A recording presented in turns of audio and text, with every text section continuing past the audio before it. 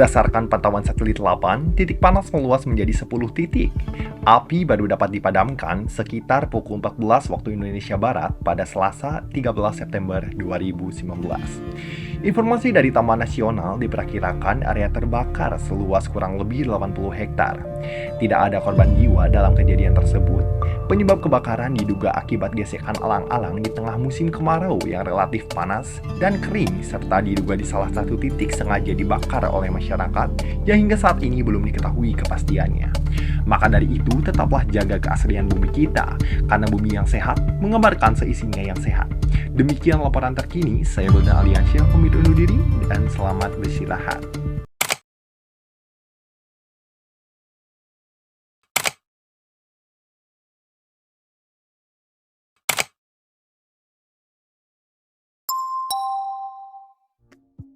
Pasti teman-teman tadi sudah menyimak dan juga melihat video yang kami tayangkan terkait contoh dari pidato persuasif itu sendiri. Nah, pasti teman-teman penasaran setelah menonton mengapa sih tadi video yang kami tayangkan dapat dikatakan sebagai pidato persuasif. Apa definisinya, apa tujuannya, dan apa yang menjadi tolok ukur seseorang dapat dikatakan sedang berpidato persuasif. Tanpa berlama-lama, simak terus videonya. Nah, teman-teman, untuk yang pertama kita akan membahas terkait mengidentifikasi informasi tentang pidato persuasif. Nah, teman-teman dari tadi mungkin bingung pengertian dan juga definisi dari pidato persuasif itu apa sih? Jadi, pidato persuasif merupakan seni mengungkapkan pendapat secara jelas dan logis. Setiap orang pasti akan berbicara di hadapan orang lain karena sejatinya kita selaku makhluk sosial itu harus dapat berkomunikasi antar satu individu dengan individu lainnya. Contohnya ketika syukuran atas keberhasilan kita, juga ketika kita menjuarai suatu lomba atau lulus ujian dan kesempatan lain yang mengharuskan kita berbicara di hadapan orang lain. Nah, itu juga merupakan sebuah pidato. Dan lebih baiknya ketika kita berpidato ini, kita dapat menggunakan pidato persuasif. Karena apa? Karena pidato persuasif ini salah satu tujuannya yaitu untuk dapat meyakinkan audiens tentang apa yang kita sampaikan di hadapannya. Tentunya ketika kita ingin berpidato dan menghasilkan suatu pidato yang sangat wow dan juga sangat berkesan bagi para audiens, kita harus mempersiapkan langkah-langkah dari jauh-jauh hari. Seperti contoh, pertama kita harus persiapan menulis naskah yang akan kita sampaikan. Untuk menulis naskahnya itu yang pertama kita harus pelajari topik terlebih dahulu. Mengapa kita harus mempelajari topik yang akan kita sampaikan terlebih dahulu? Karena bagaimana seseorang dapat berdialektika, bagaimana seseorang dapat berpidato di hadapan orang lain ketika seseorang tersebut pun tidak mengetahui materi yang sedang ia sampaikan. Jadi pelajari topik terlebih dahulu, itu yang pertama. Terus yang kedua adalah kita harus pahami tujuan kita untuk dapat berpidato, tujuan kita tampil di hadapan orang lain itu untuk apa? Yang tentunya untuk dapat menginspirasi. Nah, maka dari itu kita harus mengetahui dulu tujuan kita berpidato di hadapan orang lain itu untuk apa. Terus yang ketiga, pahami audiens. Dalam artian pahami yang sedang berada di hadapan kita itu anak-anak atau anak SMP atau anak SMA atau bahkan profesor-profesor yang memang tingkatan dari anak SD, SMP, SMA dan juga dari profesor-profesor yang sekiranya dapat kita jumpai. Itu penggunaan bahasa yang kita dapat gunakan pada berpidato tentu akan berbeda antara anak SD dan juga ketika kita tampil di hadapan para profesor dan juga mungkin di hadapan sivitas akademika. Yang selanjutnya itu ada cara memersuasi atau bagaimana cara kita dapat memengaruhi orang lain. Kita bagi kepada 3 unsur. Yang pertama itu ada etika, yang kedua ada emosi, yang ketiga ada logika. Nah, untuk yang pertama terlebih dahulu dari etika, gunakan pendekatan etika. Contohnya apa? Ketika kita berbicara di hadapan orang lain, kita sebisa mungkin dapat bersosialisasi dan senang dengan audiens yang ada di hadapan kita, sehingga audiens dengan kita itu dapat terjalin sebuah komunikasi yang memang sangat efektif antara satu sama lain sehingga dapat mendukung jalannya pidato yang sedang kita sampaikan. Terus yang kedua, emosi. Dalam penyampaian pidato, intonasi juga emosi kita harus dimainkan. Untuk apa? Untuk dapat membulak-balikan perasaan audiens ataupun penonton kita supaya hatinya itu dapat tergerak sedikit banyaknya dari para audiens. Terus yang ketiga, logika. Buat apa yang kita sampaikan itu masuk akal dan memang dapat sejalan dengan apa yang ada di hadapan kita, yaitu audiens. Tentunya dalam identifikasi pidato persuasif itu terdapat 5 unsur yang harus diperhatikan. Yang pertama, itu ada pembukaan. Apakah pidato memiliki pembukaan yang kuat? Nah, tentu ada cara-caranya untuk dapat pembukaan kita ketika kita berpidato itu dapat lebih kuat dan juga dapat diperhatikan oleh audiens. Yang pertama, itu bagaimana caranya kita harus dapat merebut perhatian audiens. Yang kedua, kita harus menjalin hubungan dengan audiens. Yang ketiga, itu ada kelayakan dalam artian apa yang kita sampaikan itu memang harus layak didengar oleh audiens. Yang keempat, itu tujuan. Tentukan dan jelaskan apa tujuan kalian itu berpidato di hadapan audiens. Yang terakhir itu yang kelima adalah peta jalan, dalam artian dari awal, dari orientasi hingga nanti kesimpulan itu harus dapat terstruktur. Terus yang kedua ada isi. Tentunya isi pidato sebaiknya berisi pokok pikiran yang disertai dengan alasan meyakinkan untuk mendukung pandangan kita, dalam artian pandangan audiens yang dapat tertuju kepada kita. Nah, susunan yang memang ada di dalam isi ini harus logis dan juga gunakan sumber yang terpercaya. Contohnya logis itu sebagaimana menyertakan bukti statistika, juga menyertakan pendapat para pakar atau pendapat para ahli. Yang ketiga itu penutup. Buatlah penutup pidato itu yang menarik dan dapat mengesankan bagi para audiens yang mendengar, sehingga nanti ketika kita tampil lagi di hadapan audiens yang sama, kita dapat lebih dipercaya dan juga audiens dapat memperhatikan kita selaku pembicara yang ada di depan. Yang selanjutnya itu ada menelaah pidato persuasif. Kita selaku generasi muda jangan pernah berkata, saya kan masih kecil, masih sekolah, siapa yang mau mendengarkan saya ketika nanti berpidato. Jangan memiliki pikiran seperti itu, karena bukan soal usia ketika kita berpidato, melainkan kepedulian, keseriusan, dan keyakinan kita yang membuat apa yang kita pikirkan didengar oleh orang lain yang memang menjadi audiens ketika kita berbicara di hadapan orang lain. Nah, teman-teman, apakah masih ingat terkait Severn yang berusia 12 tahun memberikan sebuah pidato yang sangat kuat yang memberikan pengaruh besar dan membungkam beberapa pemimpin dunia terkemuka? Apa yang disampaikan oleh seorang anak kecil berusia 12 tahun sehingga bisa membuat ruang sidang PBB hening?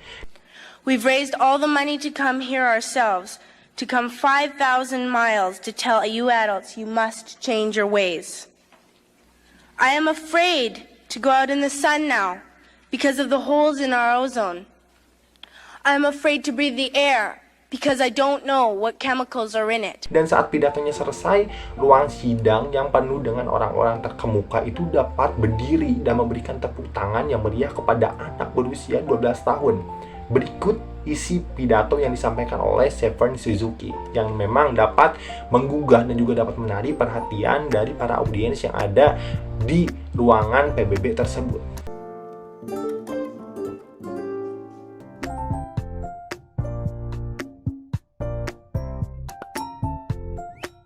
Halo semuanya, di sini saya akan menjelaskan materi tentang menuangkan gagasan, pikiran, arahan, atau pesan dalam pidato persuasif. Namun sebelum pematerian, saya ingin mengecek konsentrasi teman-teman. Di sini saya mempunyai permainan, mempunyai clue, yaitu clue-nya move on. Bisa ya?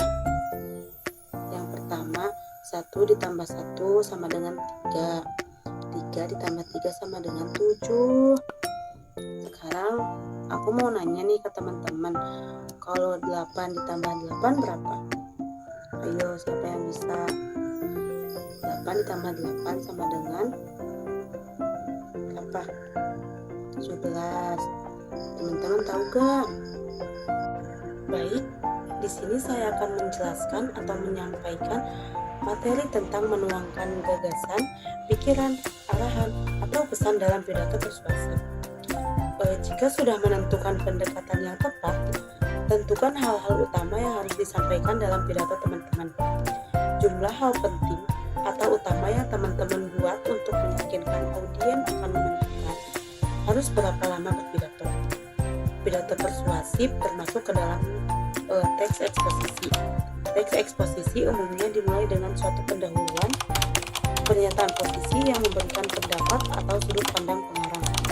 Bagian berikutnya memiliki serangkaian argumen logis yang meyakinkan audiens mengapa posisi itu diambil.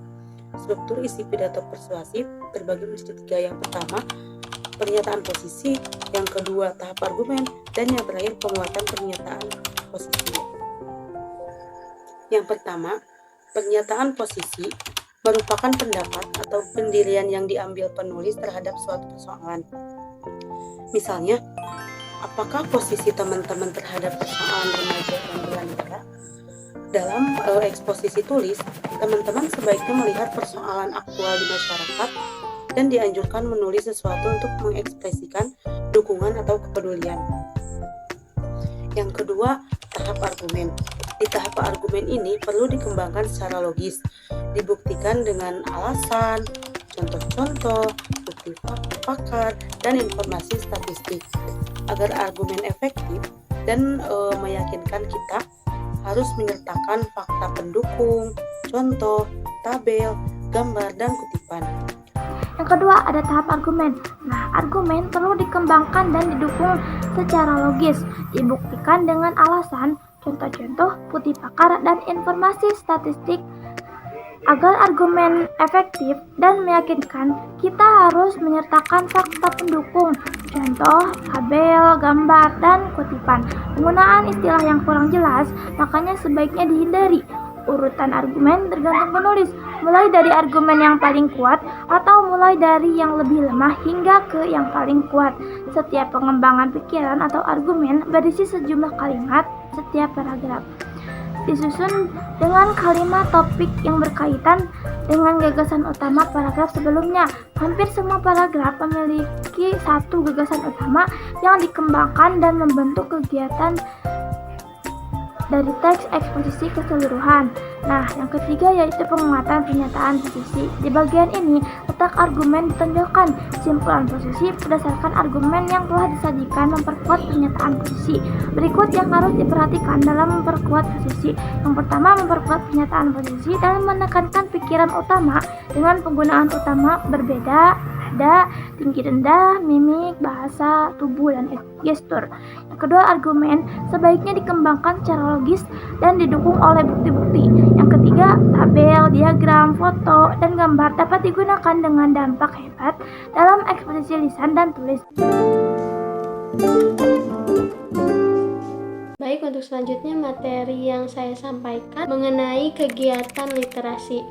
Nah, sudah kalian tahu ya yang teman-teman saya sampaikan mengenai menyampaikan pidato persuasif.